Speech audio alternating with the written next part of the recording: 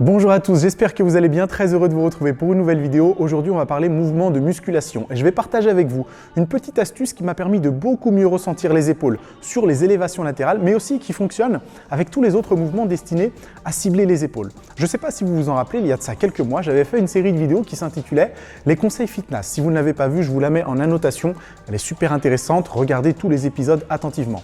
Et dans l'un des épisodes, j'avais parlé des problèmes d'exécution liés aux élévations latérales, comme quoi certains pratiquants, au lieu de se contenter de faire un mouvement de bras de haut en bas, ce qu'on appelle une abduction, malheureusement compensaient avec un haussement des épaules, ce qui donnait un mouvement, alors effectivement ça donnait un mouvement plus facile, donc ils pouvaient prendre des haltères plus lourdes, mais du coup le deltoïde moyen était désengagé, n'était pas sollicité à 100% parce qu'il y avait la contraction des trapèzes qui intervenait à l'intérieur du mouvement. Donc aujourd'hui, petite astuce qui vous permettra de désengager les trapèzes, de mieux recruter le deltoïde moyen pour avoir de super épaules. Ceux qui ont bonne mémoire se rappellent peut-être de la vidéo que j'avais faite sur l'arrière d'épaule, qui est très intéressante, donc je vous la recommande si jamais vous ne l'avez pas visionnée. Et dans cette vidéo, je précisais à quel point c'était difficile de dissocier le mouvement des omoplates du mouvement du bras. Et malheureusement, quand on travaille les épaules, on a tendance à faire les deux en même temps. Pourquoi? Parce que c'est tout simplement plus facile. Et rappelez-vous que le but de votre organisme, c'est la survie, c'est l'économie. Donc, lorsque vous allez faire un mouvement de musculation, n'importe lequel, c'est valable pour absolument tous les mouvements,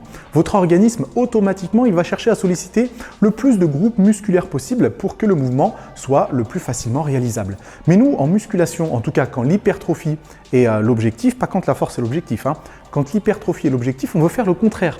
On veut que sur un mouvement de musculation, on essaye de solliciter, de cibler la tension entre guillemets sur le muscle qu'on a envie de travailler. Et en l'occurrence, quand on travaille les épaules, on ne veut travailler que les épaules et non pas les trapèzes. La petite astuce est la suivante. Lorsque vous faites vos exercices d'épaule, et en l'occurrence les élévations latérales, commencez avec les élévations latérales et ensuite vous pourrez l'appliquer éventuellement aux autres mouvements. Vous allez décomposer le mouvement en deux façons. Première chose, vous allez monter les épaules, monter les omoplates dans cette position-là, avec les haltères en main.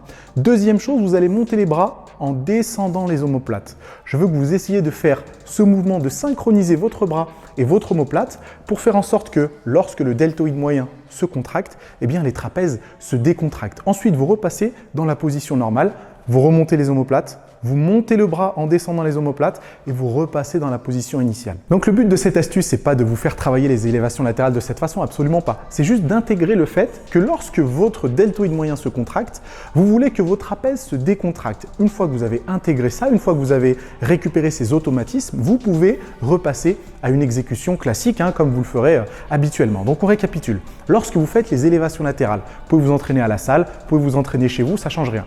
Attrapez une paire d'haltères assez légère, 2-3 kg, ça suffit largement. Vous commencez les bras le long du corps, comme pour des élévations latérales classiques, avec les haltères en main. Vous montez les épaules, montez les omoplates. Une fois les omoplates en position haute, vous allez vous entraîner à les descendre et en même temps monter les bras. Vitesse réelle, je monte les omoplates, je monte les bras en descendant les omoplates. Je monte les omoplates, je monte les bras en descendant les omoplates. Et ensuite, je récupère la position classique. Vous faites des séries de 15 comme ça, en essayant d'intégrer justement la dissociation du bras et de l'omoplate. Une fois que c'est géré, une fois que c'est contrôlé, vous repassez à une exécution normale. Et une fois que vous avez compris le principe sur les élévations latérales, c'est tout à fait applicable sur absolument tous les autres mouvements pour les épaules parce que tous les mouvements d'épaule nécessitent que vous décontractiez les trapèzes pour travailler au mieux les deltoïdes. Donc ça peut s'appliquer sur un développé.